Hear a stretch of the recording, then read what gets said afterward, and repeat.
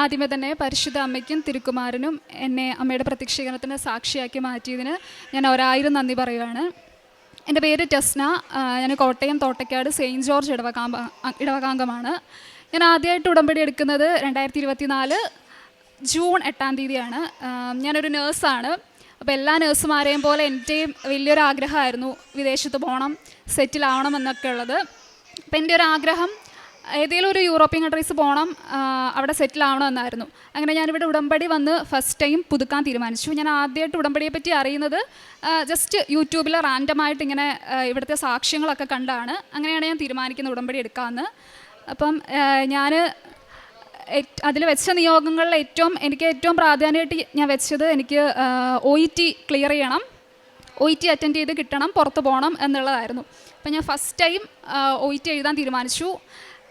ഉടമ്പടി എടുത്ത് എന്നുള്ളൊരു ധൈര്യത്തിൽ എനിക്ക് കിട്ടും എന്നൊരു വിശ്വാസത്തിലാണ് ഞാൻ OET എഴുതാൻ തീരുമാനിച്ചത്.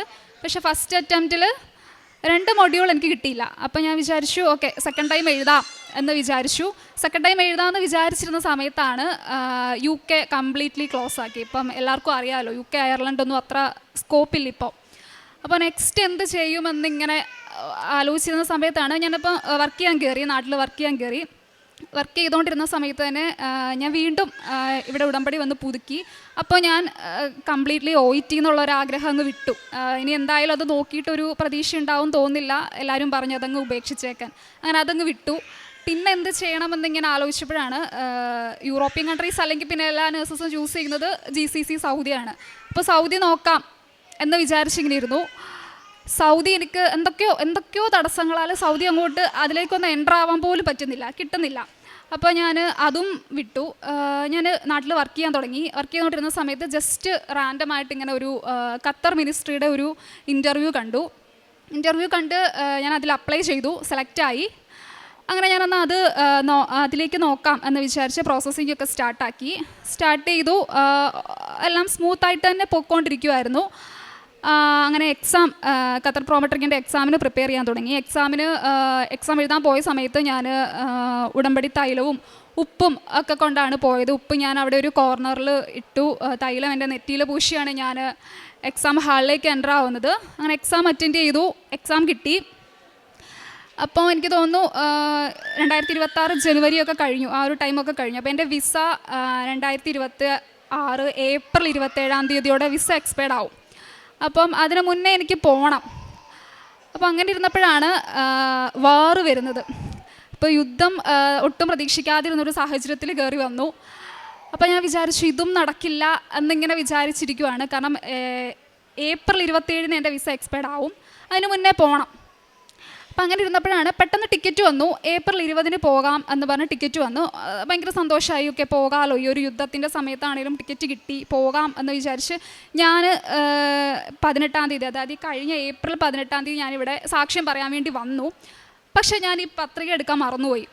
അപ്പോൾ ഞാൻ വിചാരിച്ചു, ഞാൻ സാക്ഷ്യം എഴുതി കൊടുത്തപ്പോൾ എന്നോട് സിസ്റ്റർ പറഞ്ഞു നീ പത്രിക എടുത്തില്ലല്ലോ, പത്രം ഇല്ലാതെ പറയാൻ പറ്റില്ല, അപ്പോൾ 2 ദിവസം കഴിഞ്ഞ് വരാൻ പറഞ്ഞു.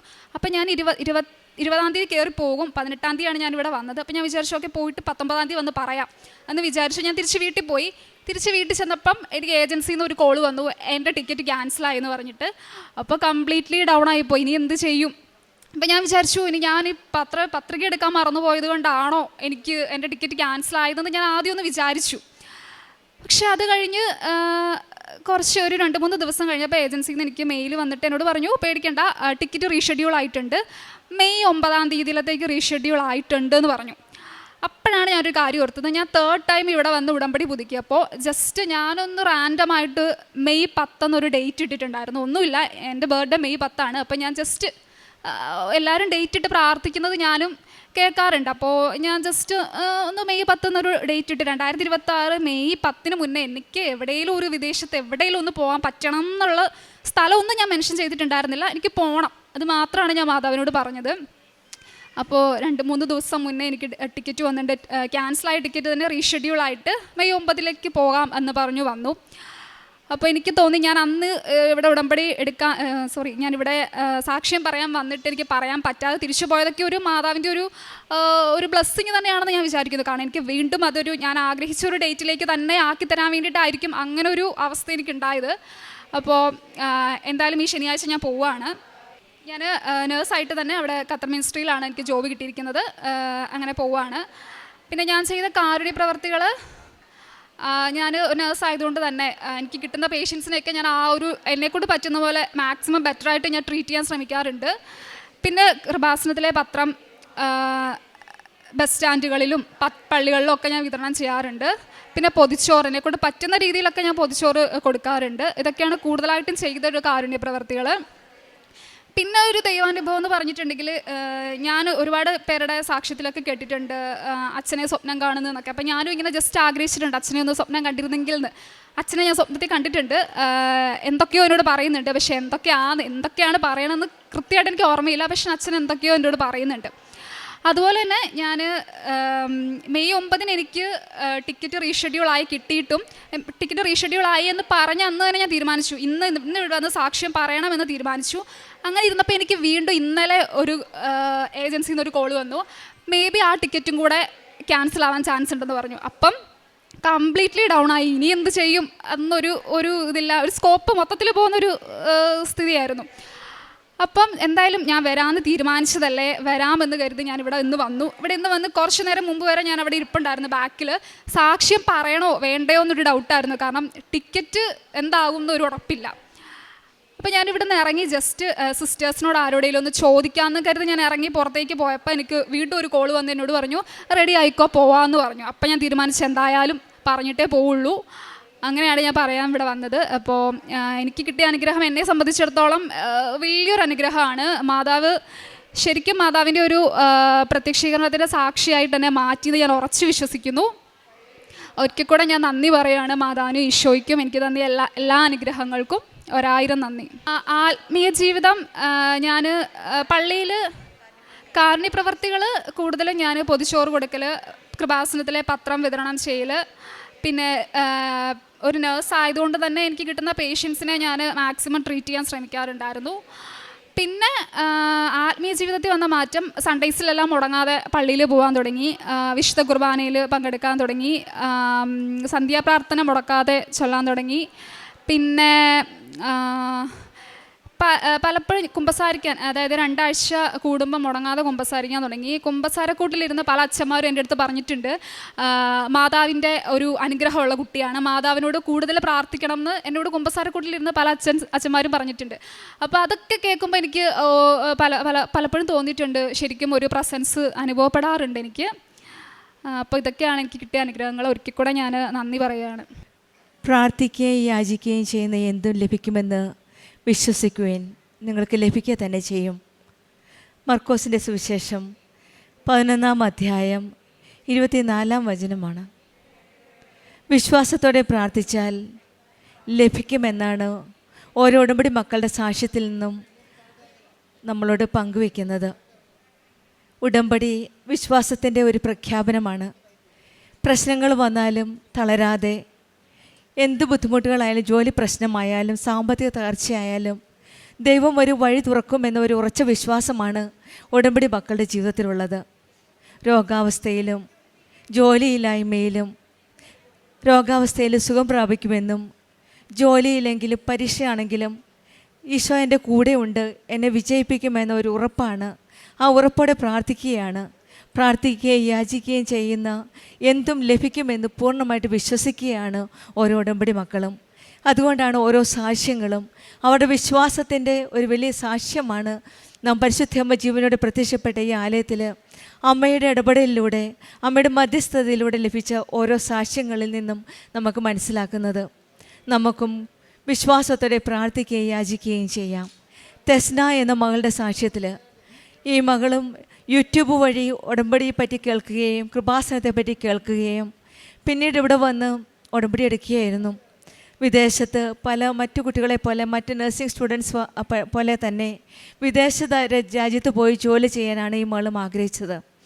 പക്ഷെങ്കിൽ പലപ്പോഴും വിസ വരികയും പിന്നീട് ഡേറ്റ് മാറുകയും OET എക്സാമിന് പോവുകയും പല കാര്യങ്ങളാണ് വരുന്നത്. വീണ്ടും പല ചേഞ്ചുകളാണ് വരുന്നത്. പക്ഷെങ്കിൽ എല്ലാ ചേഞ്ചും ഈ മകളുടെ നന്മയ്ക്കായിട്ട് തന്നെയാണ് മാറിക്കൊണ്ടിരിക്കുന്നത്.